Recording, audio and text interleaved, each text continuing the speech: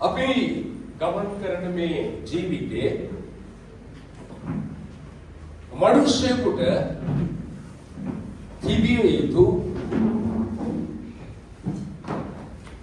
තිබිය යුතුම දේ නැත්නම් අත්‍යවශ්‍යම දේ තමයි ප්‍රීතිය. ඒක ඇත්තද? ඒ කියන්නේ කන්ට බොන්න අවශ්‍යතා අනිකුත් දේවල් නැතුව ප්‍රීතිය විතරක් කියන්න පුළුවන් නෑ. ඒ දේවල් අවශ්‍යයි. නමුත් ප්‍රීතිය කියන දේ මොකක්ද කියලා අපි හරියටම අවබෝධ කරගන්න. ඒ ඇයිද? දෙවියන් වහන්සේ මේ ප්‍රීතිය කියන දේ දේවදරුවනි අපේ ජීවිතයට දුන්නේ මේ මිනිස්සු ඉපදිලා වුන් කරන කියන කටයුතු කාරණා අතර ඉන් පසුව අපිට ලැබිච්ච දෙයක් නෙවෙයි මේ ප්‍රීතිය කියන දේ. ප්‍රීතිය කියන දේ දෙවියන් වහන්සේ මේ ලෝකේ ආරම්භයේම ලැබුව දෙයක්. ආමේන්. මේ ලෝකේ පටන් ගැනීමේදී උන්වහන්සේ ළඟ තිබුණු දේ තමයි ප්‍රීතිය. එනිසා මේ ලෝකේ මිනිස්යන්ට ඕන තරම් තමුන්ගේ ක්‍රියාකාරකම් වලින් වැඩ වලින් කරන කියන දේවල් වලින් මානසික සතුටක් ශාරීරික තෘප්තියක් ඔය වගේ දේවල් ලබන්න පුළුවන්. නමුත් ප්‍රීතිය කියන දේ දෙන්නේ දෙවියන් වහන්සේ. එයිද ප්‍රීතිය කියන දේ ආරම්භයේ මේ ලෝකයේ ආරම්භයේ නැත්නම් දෙවියන් වහන්සේ ළඟ තිබුණු දෙයක් තමයි ප්‍රීතිය. එහෙනම් සැබෑ ප්‍රීතිය කියන දේ ලබන්න පුළුවන් දෙවියන් වහන්සේගේ ආත්මයත් එක්ක සැබෑ ලෙස ගමන් කරන මිනිසෙකුට විතරයි. ආමේන්. අද දවසේ අපි අවබෝධ කරගන්න යනවා මේ ප්‍රීතිය කොහොමද අපේ මේ ජීවිතයට ලබා ගන්න. ඇයි යේසුස් වහන්සේ මේ ලෝකයට ඇවිල්ලා උන්වහන්සේ ගත කළා වූ ජීවිතය තුළ උන්වහන්සේගේ බලාපොරොත්තුව උනේ උන්වහන්සේ මිනිස්සෙක් විදියට මේ ලෝකේ ජීවත් වෙද්දී හැම මිනිස්සෙකුම මේ ආරම්භයේ තිබුණා වූ දෙවියන් වහන්සේ ළඟ තිබුණා වූ මේ ප්‍රීතියට නැවත සම්බන්ධ කිරීම. ඒක තමයි උන්වහන්සේගේ බලාපොරොත්තුව. ඒකට අපි විවිධ වචන කියනවා. සදාකාල ජීවනය කියනවා. නැත්නම් ස්වර්ගීක ආත්මික ආශිර්වාද කියන නොයේ වචන වලින් නිර්වචන වලින් අපි මේක කියනවා. හැබැයි මේකේ අවසානයේ අපි ලබන්න යන්නේ උන්වහන්සේ තුල තිබුණු ප්‍රීතිය. ඒ ස්වර්ගීක ප්‍රීතිය. ඒ දෙවියන් වහන්සේ තුල ජීවනයේ තුල තියෙන ප්‍රීතිය තමයි අපි අත්පත් කරගන්න යන්නේ. එහෙමනම් ප්‍රීතිය කියන දේ මේ ලෞකික දෙයක් මතින් ලැබෙන දෙයක් නෙවෙයි. ප්‍රීතිය කියන්නේ ආරම්භයේ සිට දෙවියන් වහන්සේ ළඟ තිබුණා වූ දෙයක්. එහෙනම් මේ ප්‍රීතිය අපි කොහොමද අපේ ජීවිතයට ලබා ගන්නේ? කොහොමද මොකටද උන්වහන්සේ අපිව මේ ජීවිතේ කැදවගෙන තෝරගෙන නැත්නම් විවිධ දේවල් වලට පත් කරගෙන තියෙන්නේ මෙන්න මේ සදාකාලික ප්‍රීතිය කියන දේ අල්ලගන්න. මේක අත්පත් කරගන්න. එනිසා අපි දේව වචනේ බලමු. පළවෙනිම අපි කියමු ශිදෝ යෝහන් 10 වෙනි පරිච්ඡේදයේ 9 සහ 10 පදත් ඒ වගේම පළවෙනි තිමෝති 6 වෙනි පරිච්ඡේදයේ 11 සිට 16 දක්වා. ඉතලා කියවන්න යෝහන් 10 9 10 දොරකඩ යමෙක් මා කරන කොටගෙන ඇතුල් වේද ඔහු ආරක්ෂා කරනු ලැබ ඇතුළට සහ පිටතට ගොස් ගොදුරු ලබන්නේය. සොරා එන්නේ සොරකම් කරන්නටත් මරන්නටත් විනාශ කරන්නටත් පමණක්ය. මා ආවේ ඔවුන්ට ජීවනය ලැබෙන පිණිසත් එය අධික ලෙස ලැබෙන පිණිසත්ය. ආමේන්. දැන් මෙතන කියනවා යේසුස් වහන්සේ කියනවා දොරකඩ මමයි. යමෙක් මා කරන කොටගෙන ඇතුල් වේද. උන්වහන්සේ කියනවා දොරකඩ මමයි. යමෙක් මා කරඬ කොටගෙන ඇතුල් වෙනවද ඔහුව ආරක්ෂා කරනු ලැබ ඇතුළත සහ පිටතට ගොස් ගොදුරු ලබනවා. ඒ වගේම උන්වහන්සේ කියනවා මා ආවේ ඔවුන්ට ජීවනය ලැබෙන පිණිසත් එය අධික ලෙස ලැබෙන පිණිසත්. ප්‍රියංගන දේව දරුවනි, යේසුස් වහන්සේ මේ ලෝකයට ඇවිල්ලා මේ මිනිස්යන්ට ඉගැන්වුවේ, මිනිස්යන්ට මඟ පෙන්වුවේ දෙවියන් වහන්සේත් එක්ක සැබෑ සම්බන්ධකමට මිනිස්සෙක් ඇතුල් වුණාම, මේ ප්‍රීතියට මිනිස්සෙක් ඇතුල් වුණාම ඒ මිනිස්යාව උන්වහන්සේගේ ආත්මික රැකවරණය තුල, ආත්මික පෝෂණය තුල තබලා උන්වහන්සේ ඔහුට සියල්ලේ මේ ස්වර්ගීක ප්‍රීතිය නිදහස් කරන්න සහ ඒක අධික ලෙස ලබා දෙන්න තමයි උන්වහන්සේ පැමිණියේ කියලා යේසුස් වහන්සේ කියනවා. එතකොට ඒ ප්‍රීතිය, ඒ සදාකාලික ආශිර්වාදය අපේ ජීවිතේ අල්ලගන්න, ඒක අපේ ජීවිතයට ලබා ගන්න තමයි උන්වහන්සේ ඔබව මේ පොළොවේ තියලා තියෙන්නේ. අපි ඒක බලමු. දැන් කියවන්න පළවෙනි තිමෝති 6 වෙනි පරිච්ඡේදයේ 11 සිට 16 දක්වා.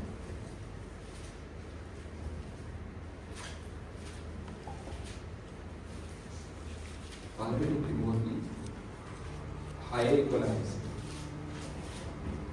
නමුත් දෙවියන් වහන්සේගේ මිනිසය නුඹ වනාහි මේවායින් පලා ගොස් ධර්මිෂ්ඨකමද, භක්තිමන්තකමද, ඇදහිල්ලද, ප්‍රේමයද, ස්ථීරකමද, ඔලොක්කොලේද පස්සේ ඵලයන් ඇදහිල්ලේ යහපත් යටට සටනේ සටන් කොට සදාකාල ජීවනය අල්ලා ගනින්න. ඊට නුඹ කැඳවනු ලැබ බොහෝ සාක්ෂිකාරයන් ඉදිරිෙහි යහපත් ප්‍රකාශනය කර සිටියේය. අපගේ ස්වාමී වූ යේසුස් ක්‍රිස්තුස් වහන්සේගේ ප්‍රකාශ වීම සඳහා ප්‍රකාශ වීම දක්වා නුඹ මේ ආඥාව කැරලත් දෝෂයක් නැතුව පවත්වන ලෙස සියල්ල ජීවත් කරවන්නා වූ දෙවියන් වහන්සේද පොන්තියුස් පිලාත් ඉදිරිෙහි යහපත් ප්‍රකාශනය කළා වූ ක්‍රිස්තුස් යේසුස් වහන්සේද ඉදිරිෙහි නුඹට ආඥා කරමි. සුභාන්විත එකම අධිපතියාණන් වහන්සේ වන රජවරුන්ගේ රජව, ස්වාමීන්ගේ ස්වාමීව සිටින එකම අමරණීය වූ කිසිවෙකුට ළඟා වෙන්න බැරි ආලෝකයේ වසන්නා වූ කිසි මිනිසෙකු විසින් නොදුටුවා වූ දකින්නත් බැරි වූ ධනන් වහන්සේගේ ප්‍රකාශ වීම නියම කාලවලදී පෙන්වනවා ඇත. උන්වහන්සේට ගෞරවයක් සදාකාල පරාක්‍රමයක් වේවා. ආමේන්. දැන් දේව දරුවනි, ජේසුස් වහන්සේ කිව්වා මං ආවේ ඔවුන්ට ජීවනය දෙන්න, ඒක අධික ලෙස දෙන්න. දැන් පවුලතුමා තිමෝතිට කියනවා දෙවියන් වහන්සේගේ මිනිසය 11 වෙනි පදයේ කිව්වා මේ සියල් නුඹ මේවයින් පලා ගොස් මොනායින්ද පලා යන්න කියලා කිව්වේ කියලා ඉහළ 6 සිට 10 දක්වා කියනවා.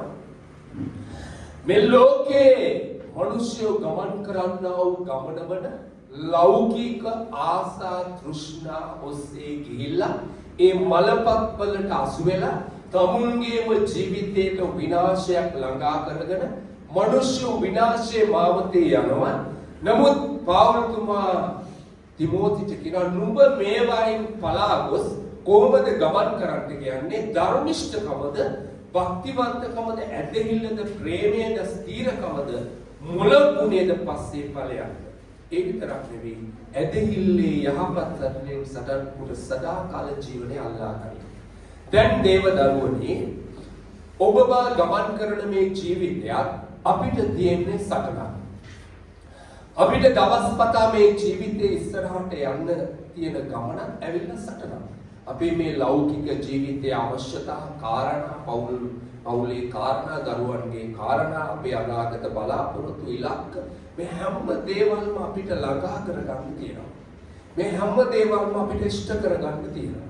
හැබැයි ඒ ඔක්කොම දේවල් තුල පවුලතුමා කියනවා මොකද්ද? මේ ඔක්කොම ඔබ ලබා ගන්න හැබැයි ඔබට තියෙනවා සටන. ඒ සටන තමයි ඇදහිල්ලේ යහපත් සටන සටන් කොට මොකක්ද අල්ලගන්න කියලා කියන්නේ? සදාකාල ජීවනය. මොකක්ද අල්ලගන්න කියලා කියන්නේ? සදාකාල ජීවනය අල්ලා ගනි. ඇයි? මනුෂ්‍යෝ මේ ලෝකයේ මනුෂ්‍යෝ මේ ලෞකික ආශා තෘෂ්ණා ඔස්සේ පමණක් දුවලා තමුන්ගේ ජීවිතයේ අල්ල ගත යුතුම අත්‍යවශ්‍යම දේ ඔවුන්ට මගහැරිලා යනවා. ඔවුන් ඒක අල්ලගන්නේ නැහැ. ඇයි මේක අල්ලගත්තේ නැත්නම් ඒ මිනිස්යාගේ ජීවිතය අසාර්ථකයි. ඔබ හිතන්න මේ ලෝකයේ මිනිස්සෙක් උපතේ සිට මරණය දක්වා කොයි තරම් මේ ලෞකික ගමන තුල ආශිර්වාද ලැබුවා. සදාකාල ජීවනයේ කියන ප්‍රීතිය ඒ මිනිස්යා අල්ලගත්තේ නැත්නම් ඒ මිනිස්යාගේ ජීවිතය අසාර්ථකයි. ආමේන්. එහෙමනම් පාවුල් කියනවා මොකද්ද? මේ සටනේ සටන් කොට මේ ජීවිත සටනේ සටන් කොට ඔබ අල්ලගනින් මොකද්ද? සදාකාල ජීවනය. ඇයි? උඹව කැඳවලා තියන්නේ අන්න ඒකට. එහෙමනම් දේවදරුවනි, ඔබව කැඳවලා තියන්නේ මේ ජීවිතේ, මේ ජීවිත ගමනේ සටන් කරලා මේ ජීවිතේ කාරණා ඔක්කොටම මුහුණ දීලා යන ගමන තුල ඔබ අල්ලගන්න ඕනේ සදාකාල ජීවනය. ඇයි? ඒක ඇතුලේ තමයි ඒ ප්‍රීතිය තියෙන්නේ. කොහොමද අපි ඒක තේරුම් ගන්නේ? මේ පල්ලෙහාට කියවද්දී උන්වහන්සේ කියනවා ඒ සදාකාලික තනන් වහන්සේ ඉන්නා වූ ඒ ස්වර්ගික තේජසට, ඒ මහිමයට, ඒ ප්‍රීතියට ඔබ ඇතුල් වෙන්න යනවා. ඒ නියම කාලයේදී ඒ දේ නුඹේ ජීවිතේ ප්‍රකාශ වෙන්න යනවා. ආමේන්. කොහොමද අපි ඒක කියවන්නේ? කොටස අපි බැලුවොත් මෙතන කියනවා අපගේ ස්වාමී යේසුස් ක්‍රිස්තුස් වහන්සේගේ ප්‍රකාශ වීම දක්වා නුඹ මේ ආඥාව කැලලක්ද දෝෂයක්ද නැතුව පවත්වන ලෙස සියල්ල ජීවත් කරවන්නා වූ දෙවියන් වහන්සේද පොන්තියුස් පිලාත් ඉදිරියේ යහපත් ප්‍රකාශන කළා වූ ක්‍රිස්තුස් යේසුස් වහන්සේද ඉදිරියේ නුඹට ආඥා කරමි. ප්‍රියාදර දේවදරුවනි, ජීවිතය කියන එක ඇත්තටම ලේසි දෙයක් නෙවෙයි. ඒක අපි පිළිගන්නවා. අපිට මුදල් අවශ්‍යයි. මේ ලෝකයේ දේවල් අපිට අවශ්‍යයි ජීවත් වෙන්න. නමුත් හොඳට මතක තියාගන්න, කැලලක්ද දෝෂයක්ද නැතුව පවත්වලා සටන් කරලා අපිට නැති නොවන ඒ සදාකාලික ප්‍රීතිය කියන දේ ඔබ අල්ලගෙන හිටියේ නැත්නම් ඔබ අපි හැම කෙනෙක්ම අවසානයේ මහා විනාශයකට යන්නේ. ඇයි? එතනින් එහා මේ ජීවිතේ නතර වීමක් නැති නිසා සදාකාලික ප්‍රීතිය කියන දේට අපි ඇතුල් උනේ නැත්නම් අපි භයානක ඉරණමකටපත් වෙනවා. ආමේන්. අද මිනිස්සු මේක හිතන්නේ නැහැ. අද මිනිස්සු මේක තේරුම් ගන්නේ නැහැ. ඇයි කොහොමද? අපි කොතනද අපි ඇතුල් වෙන්න යන්නේ කියලා 16 වෙනි පදේ කියනවා. 15 වෙනි මම කියවන්න. සුභාන්විත එකම අධිපතියාණන් වහන්සේ වන රජවරුන්ගේ රජව, ස්වාමිවරුන්ගේ ස්වාමිව සිටින එකම අමරණීය වූ කිසිවෙකුට ළඟා වෙන්න බැරි ආලෝකයේ වසන්නා වූ කිසි මිනිසෙකු විසින් නුදුටුවා වූ දකින්නට බැරි වූ තනන් වහන්සේගේ ඒ ප්‍රකාශ වීම නියම කාලවලදී පෙන්වනවාට. ආමේන්. දේව දරුවනි, මම ඔබට කිව්වේ යේසුස් වහන්සේ මේ ලෝකයට ඇවිල්ලා උන්වහන්සේ ප්‍රකාශ කළේ මේ ලෝකේ ආරම්භයේ තිබුණු ඒ ප්‍රීතිය කියන දෙයට මිනිස්යාව නැවත සම්බන්ධ කරන්නේ. පාවුලු තිමෝතිටත් කියනවා නුඹ මේ ජීවිත ගමනේ ජීවත් වෙන ජීවිතේ සටන් කරලා මේ ඔක්කොම දේවල් වලින් අර 11 වෙනි පදේ කිව්වේ දෙවියන් වහන්සේගේ මිනිස්ය නුඹ මේ සියල්ලෙන් පලා ගොස් ඇදහිල්ලද, ස්ථීරකමද, ප්‍රේමයේද, ධර්මිෂ්ඨකමද, මුලක් ගුණයේද මේ ඔක්කොම දේවල් පස්සේ ගිහිල්ලා අල්ලගනින් සදාකාල ජීවනය. ඇයි හේතුව? උඹව කැඳවලා තියන්නේ මේකට. ඒකට හේතුව උඹ අවසානයේ ඇතුල් වෙන්න යන්නේ මේ තේජසේ වසන්නා වූ ඒ දෙවියන් වහන්සේගේ ප්‍රීතියට ඔබව කැඳවලා තෝරලා වෙන් කරලා තියෙන්නේ මේ දෙයට. එහෙනම් ඔබවත් උන්වහන්සේ මේ ජීවිතයේ ඔබ මොන අමාරුකම් ප්‍රශ්න ගැටලු බලාපොරොත්තු ඉලක්ක මේ ජීවිතයේ සටන ඔක්කොම තුලින් ගමන් කරතත් උන්වහන්සේ ඔබව කැඳවලා තියෙන්නේ ඒ ස්වර්ගයේ කිසි කෙනෙකුට ළඟා වෙන්න බැරි ඒ තේජසේ වසන්නා වූ ඒ ස්වර්ගීක ප්‍රීතියට ඇතුල් වෙන්න. ආමේන්. ඔබ සූදානම් නැත්නම් ඉතින් ඒක ඔබේ ප්‍රශ්නයක් නේද?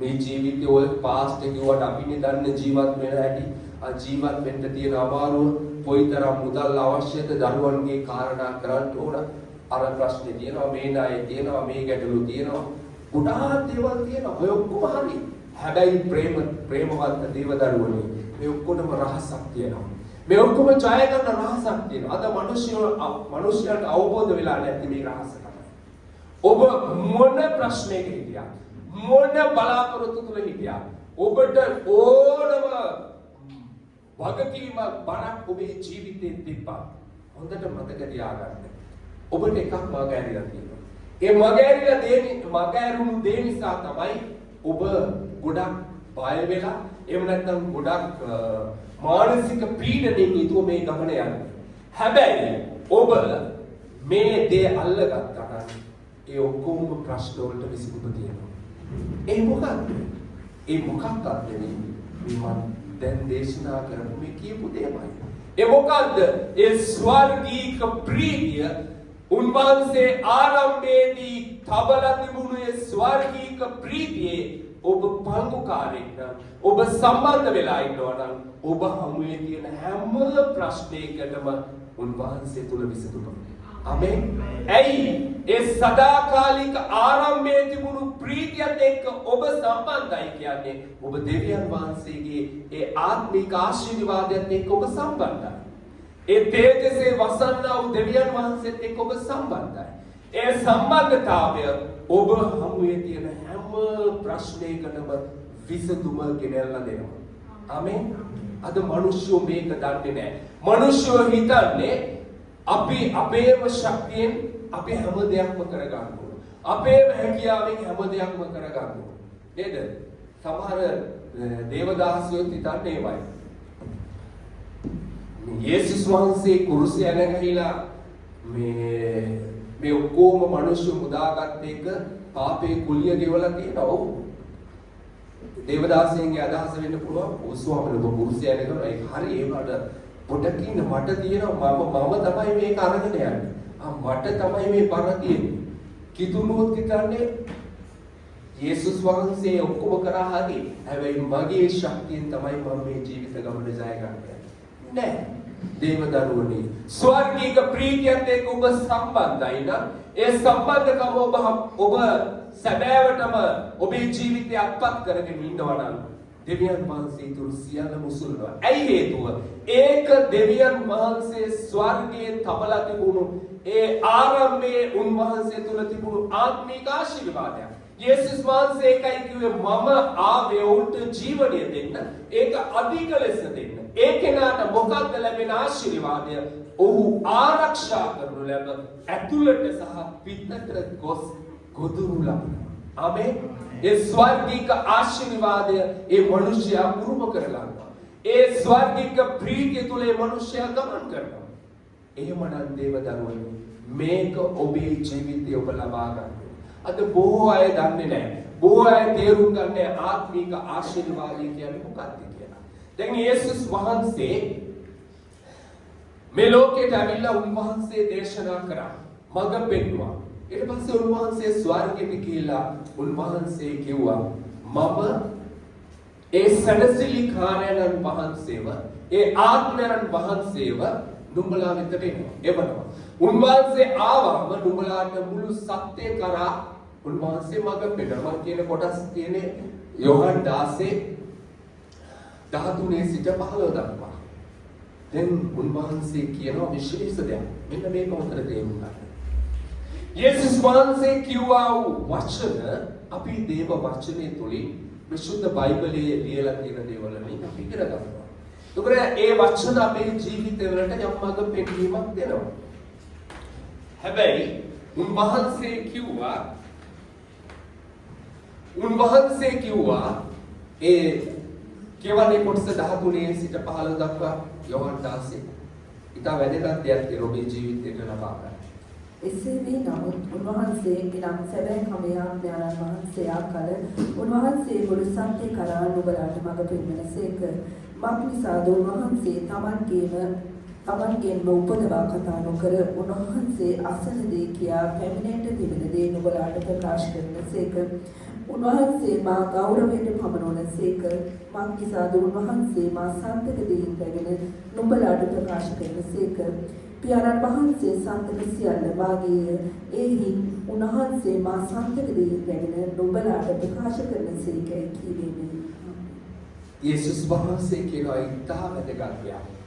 ඒ ආත්මයන් වහන්සේ එක දෙයක් කරනවා. මොකද උන්වහන්සේ කරන්නේ?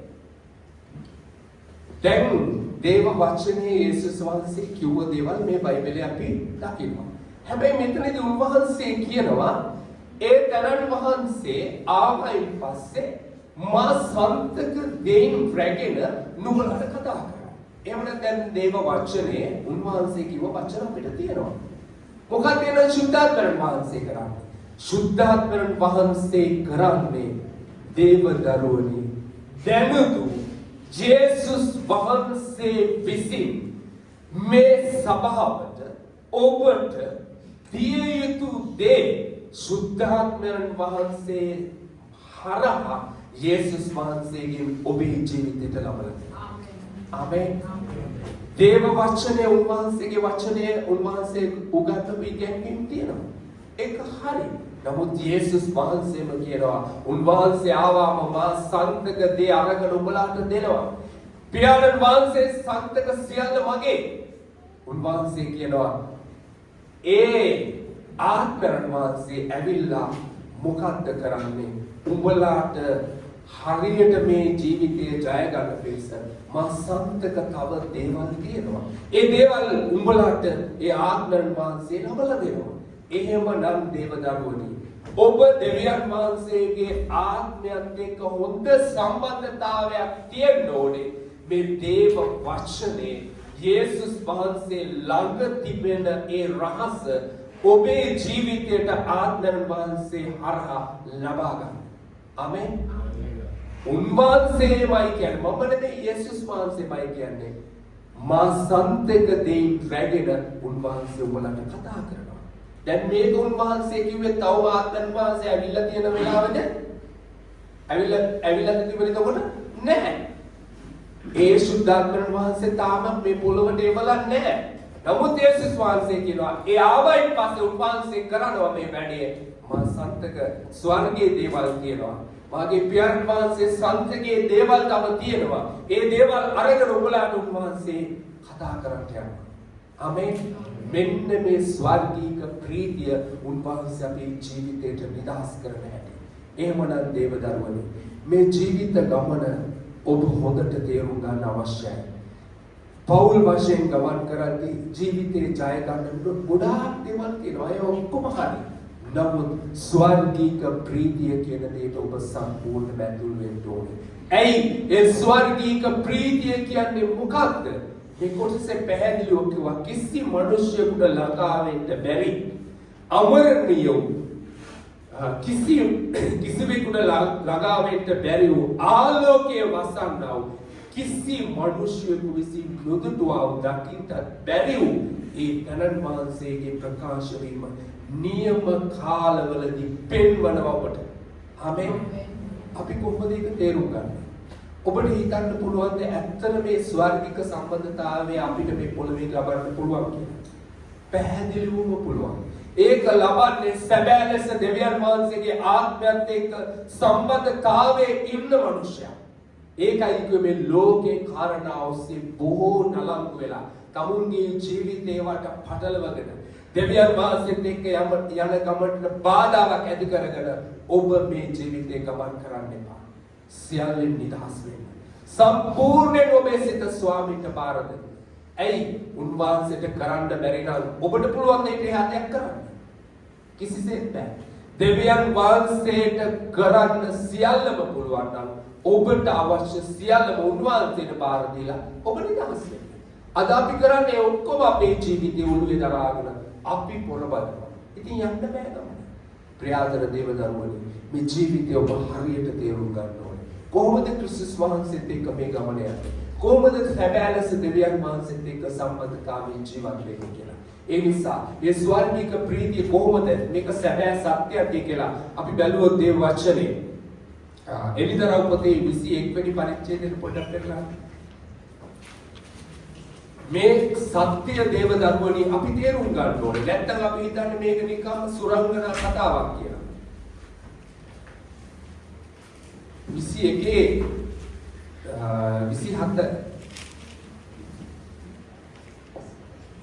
21 කියවන්න 22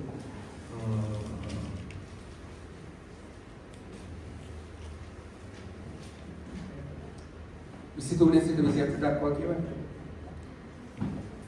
දෙවියන් වහන්සේගේ තේජසින් නුවර ආලෝක වූ බැවින්ද බැටළු පැටවානන් එහි පහන වන බැවින්ද එහි බැබලීමට සූර්යාවත් චන්ද්‍රයාවත් ඕනා නැත. ජාතියෝ එහි එළියෙහි ඇවිදිති. පොළවේ රජවරු තමන්ගේ තේජස ඊට දිලිති. එහි දොරටු දවාලේ කිසිසේත් වසන නොලබන්නේය.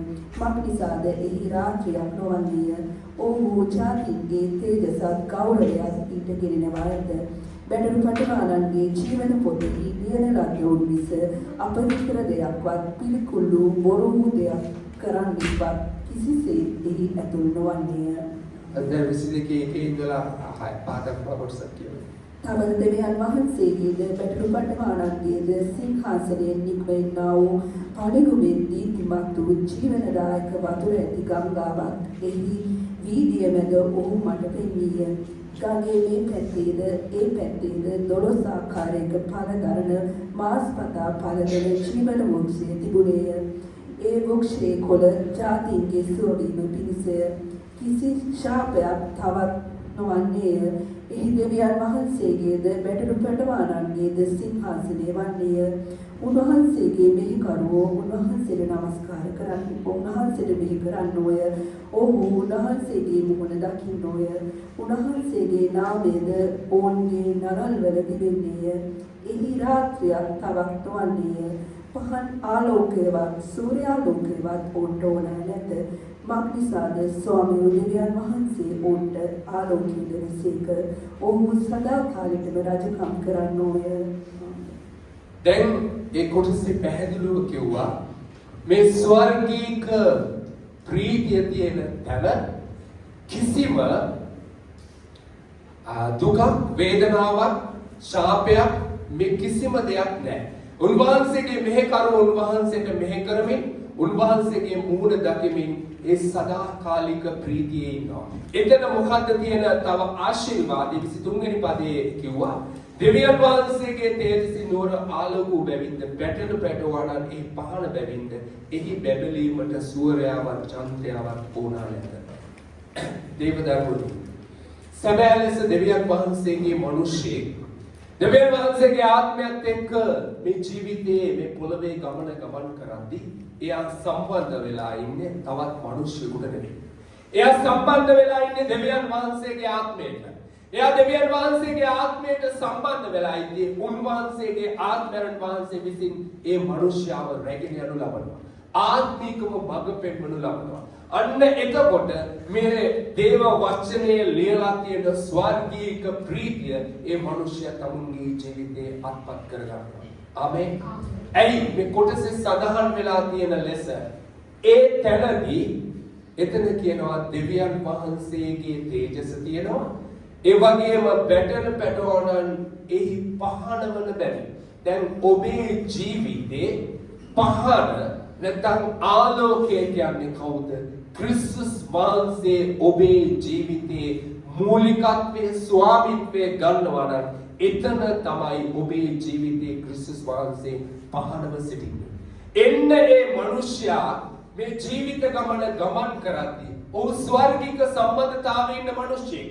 මෙතන 22 දෙවෙනි පරිච්ඡේදය 22 එකේ සිට කිව්ව කොටසේ 5 දක්වා විස්තර කරන්නේ මෙන්න මේක.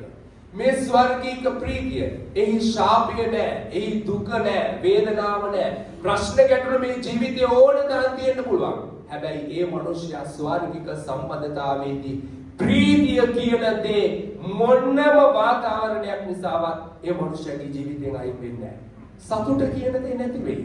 නැත්තම් ලෞකික දේවල් අහිමි වෙයි. හැබැයි සැබෑ දෙවියන් වහන්සේගේ මනුෂ්‍යයාගේ ප්‍රීතිය කියන දේ මොනම වාතාවරණයක් නිසාවත් නැති වෙන්නේ නැහැ. ආමේන්. ඒක මොනම දෙයක් නිසාවත් නැති වෙන්නේ නැහැ. ඇයි හේතුව නැති වෙන්නේ නැහැ කියන්නේ? ඒක දෙවියන් වහන්සේ දෙන්නා වූ දෙයක් නිසා. ඒක ආරම්භයේ සිට තිබුණා වූ දෙයක් නිසා. ඇත්තටම අපි මේ කතා කරන මොකද්ද මේ ප්‍රීතිය? මොකද්ද මේ ප්‍රීතිය? දේව වචනේ ගීතාවලියේ 51:12 කියනවා ස්වාමිනී ගැලවීමේ ප්‍රීතිය මට නැවත දුන මැනව.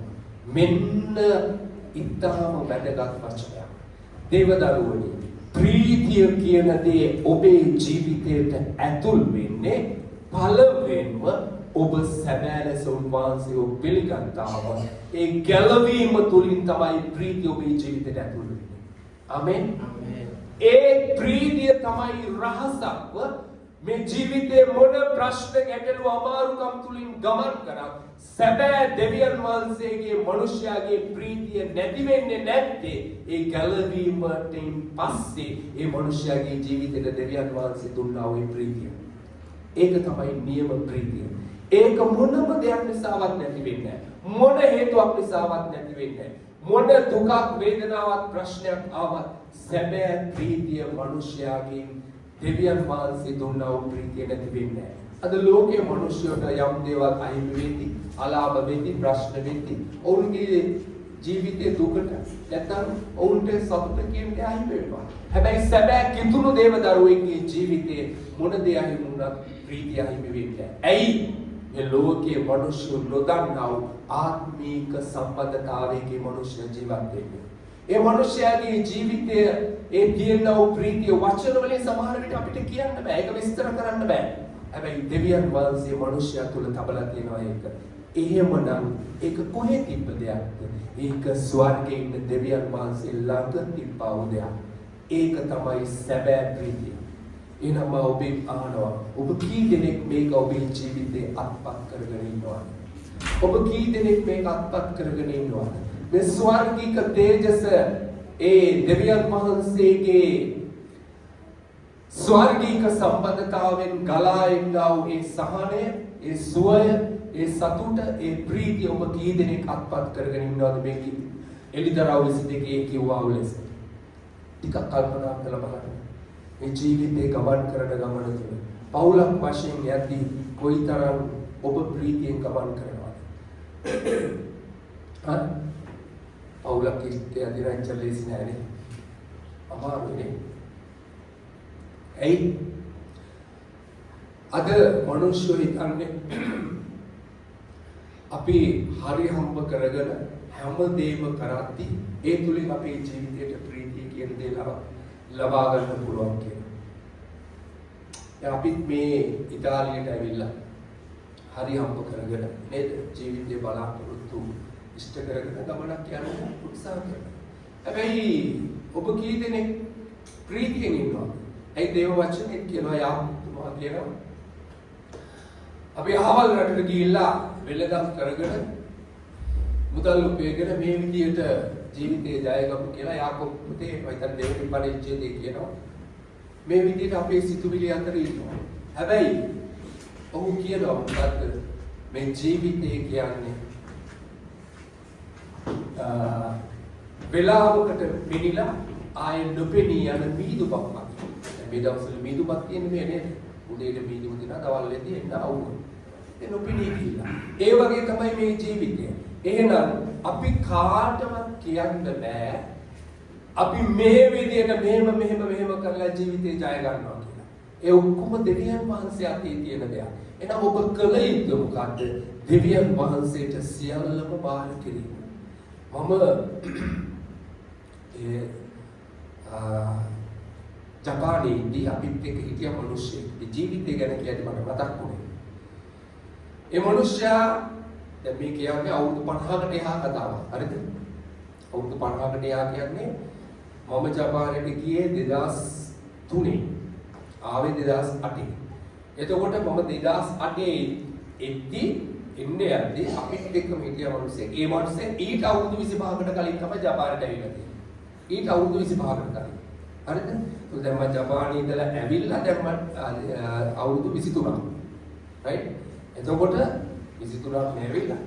ඒ කියන්නේ අනිවාර්යෙන්ම ඒ මිනිස්සයා අවුරුදු 50කට කලින්.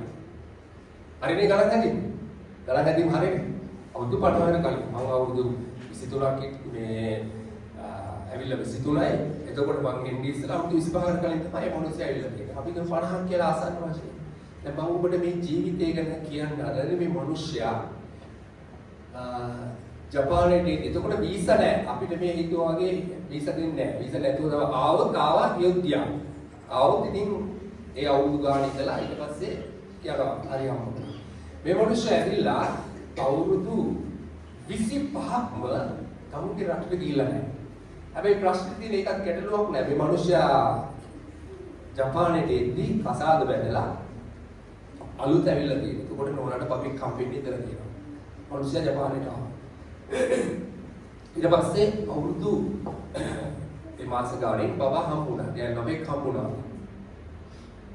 දැන් ඒ ගෑනලට අවුරුදු 25යි කියලා හිතමු. දැන් අවුරුදු 25කින් මේ ළමයාගේ මූණ දැකලත් නැහැ.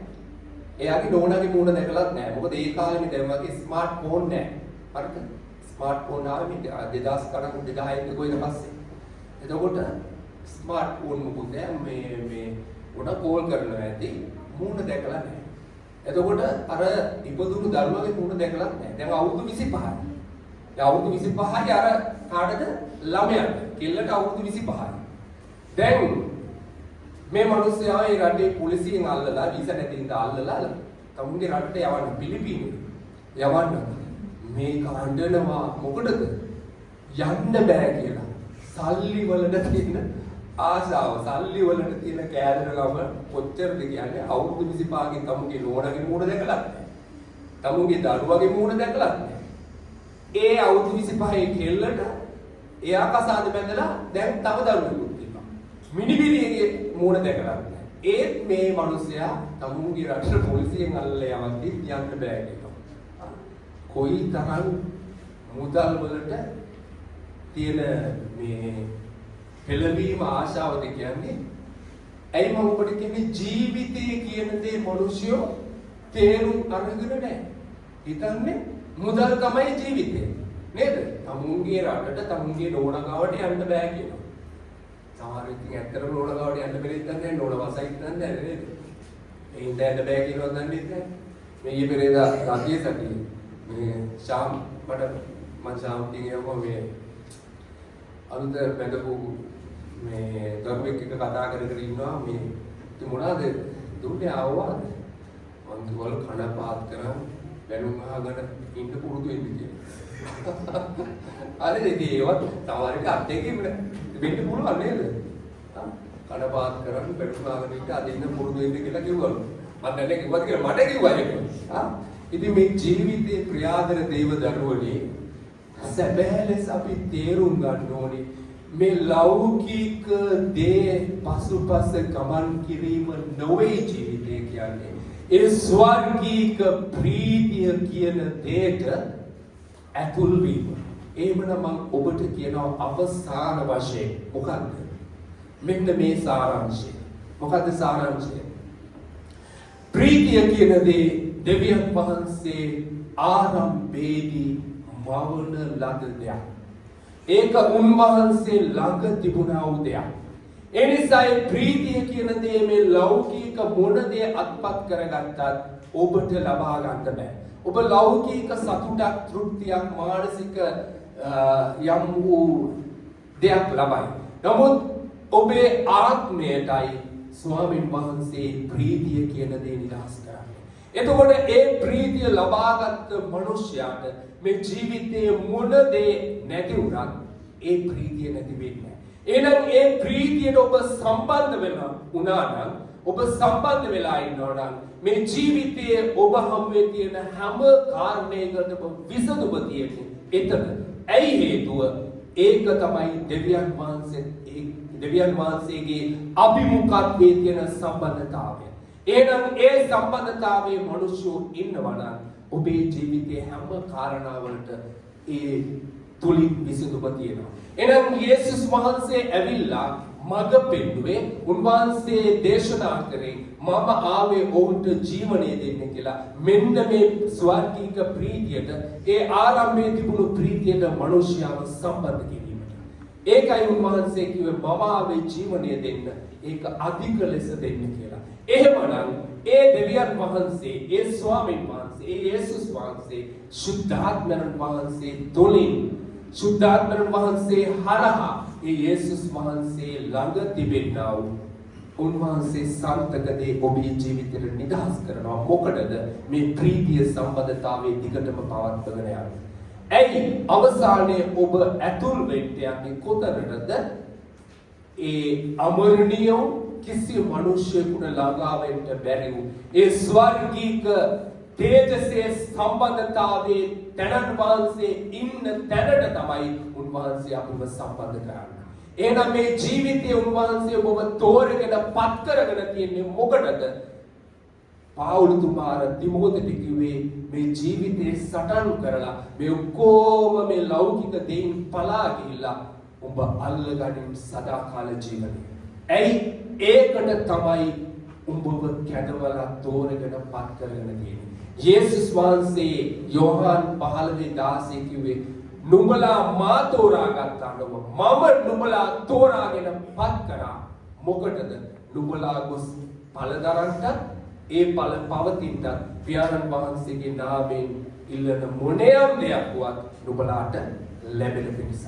ඔන්න දේශනාවේ සාරාංශය ටිකයිනේ. නමුත් මේක තමයි ඇත්ත. ප්‍රියාදන දේවදරුවනේ, එහෙනම් මේ ජීවිතයේ යහපත් සටනේ සටන් කොට ඔබ අල්ලගන්න තියෙන මේ ලෝකයේ දෙයක් නෙවෙයි. සටන් කරලා ඔබේ ජීවිතය අවුල් කරගන්න නෙවෙයි. ඔබ සදාකාල ජීවනය අල්ලගන්න ඕනේ. ඒක තමයි ස්වර්ගීක ප්‍රීතිය. ඒක ඇතුලේ තමයි ඔබේ ජීවිතයේ හැම කාරණයකටම විසඳුම උන්වහන්සේ තබලා තියෙන්නේ. ආමේන්. එහෙනම් මම ඔබට කියනවා මෙන්න මේක ඔබේ ජීවිතයට ගන්න. ස්වාමීන්ට කියන්න, ඔව් ස්වාමිනී මම ඔබ වහන්සේ තුල ඒ ආත්මික ප්‍රීතිය අල්ල ගන්නවා. ආත්මික ප්‍රීතිය හොඳට මතක තියාගන්න. ඒක දෙන්නේ සුද්ධාත්මයන් වහන්සේ. ඇයි? ගලාති 5:22 ආත්මයන් වහන්සේගේ ඵලවල තියෙන මොකද? ප්‍රේමයේ ප්‍රීතිය. එහෙනම් සුද්ධාත්මයන් වහන්සේ ඉන්න මනුෂ්‍යයාට තමයි උන්වහන්සේ ප්‍රීතිය දෙන්නේ. ඒක තවද පැහැදිලිද? ඔබ තුල සුද්ධාත්මයන් වහන්සේ ඉන්න ඕනේ ඔබට ඒ ස්වර්ගික ප්‍රීතිය දෙන්නේ. එහෙනම් ඔබ උන්වහන්සේව නැති කරගන්නේ නැතුව ඔබ තුල ආරක්ෂා කරගන්න. එවිට ඔබේ ප්‍රීතිය මොනම දෙයක් නිසාවත් මිනිසෙකුට නැති කරන්න බෑ. මේක තමයි ඔබේ ශක්තිය වෙන්නේ. මේක තමයි ඔබේ ජයග්‍රහණය. එහෙනම් මේ ලෝකේ හැම දෙයක්ම වෙන්න. හැම මානසික පීඩනය, අර ප්‍රශ්න, මේ ප්‍රශ්න, ඒ ප්‍රශ්න ඔක්කොම ඈත් වෙලා යහපත් සටනේ සටන් කොට අල්ලගන්නේ ස්වර්ගීක ප්‍රීතිය. ඇයි? එතන ඉන්නේ කිසිම මිනිසෙකුට ළඟා වෙන්න බැරි තේජසේ වසන්නා වූ අපේ ස්වාමීන් වහන්සේ. උන්වහන්සේ අපේ ජීවිතේ ආශිර්වාදය දෙනවා. ඒ ස්වර්ගීක ප්‍රීතිය දෙනවා. එතන පහළ කවුද? ක්‍රිස්තුස් වහන්සේ. උන්වහන්සේගේ තේජස එතන තිබෙනවා. ඒ ස්වර්ගීක තේජස තිබෙනවා. කිසි සාපයක් තවත් නැහැ. දුකක් වේදනාවක් නැහැ. ඇයි? ස්වර්ගීක ප්‍රීතිය ඇතුලේ තියෙනවා. ඒ මනුෂ්‍යව වෙනස් කරන්න මේ ලෝකේ කිසිම බලයකට බෑ. කිසිම බලවේගයකට බෑ. කිසිම දෙයකට බෑ. එහෙනම් මම ඔබට කියනවා මෙන්න මේ ප්‍රීතිය අල්ලගන්න. ඒක ඔබේ ජීවිතේ ජයග්‍රහණය වෙනවා. අපි ස්වාමීන් වහන්සේට කියමු ස්වාමීනි ඔබට ස්තුතියි. ඔබ වහන්සේ